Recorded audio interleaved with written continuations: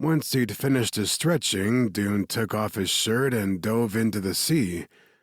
Immediately, he felt the recognizable tug of the ocean's currents and the familiar wave of invigoration that ran through his veins. He swam out a safe distance, letting the waves rock him back and forth. He found it calming, the motion of the sea, like holding on to a piece of home no matter where his travels had taken him. Dune rode the waves back and forth, his body suspended in the water and his mind at ease. The ocean was a comforting presence, cradling him in her embrace and reminding him that no matter what happened, the sea was always there. He was grateful for this time, for the chance to leave his thoughts on the shore and just be in the moment. A few people surfed nearby. This cove was for beginners, and a lot of tourists paid the daily fee to come and practice here. There was a beach farther down the road where you'd find the more skilled surfers. After a while, Dune made it back to shore and grabbed his sweatshirt and flip-flops before trudging his way through the sand. In the distance, he heard the sand bony coming down the beach.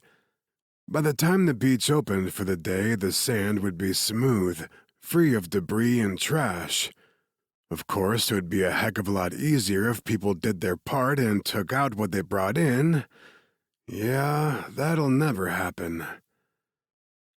Dune climbed into his topless, doorless, and fully restored 1973 Bermuda Green Bronco. His car was his prized possession, and it rarely left the island. Hell, he rarely left the island. If he had business in the city and couldn't take one of his boats there, he'd borrow his mom's car or beg one of his brothers or friends to take him. The Carters were a well-known family in Seaport. They owned Blue Lobster Adventures, Pearl's Clam Shack, and Carter's Diner, which not only catered to the tourists but had endless activities and food for the locals as well. It didn't matter how many times Jenny from down the road went on the whale-watching tour, she'd still do it every year without fail. She was just one example of how much everyone loved the Carters. Dune pulled his Bronco into the family compound and veered right toward his tiny home. When it came time for him to move out, he didn't want to. Not because he loved his parents or didn't want to be away from his brothers. It was because nothing beat the view his childhood home had.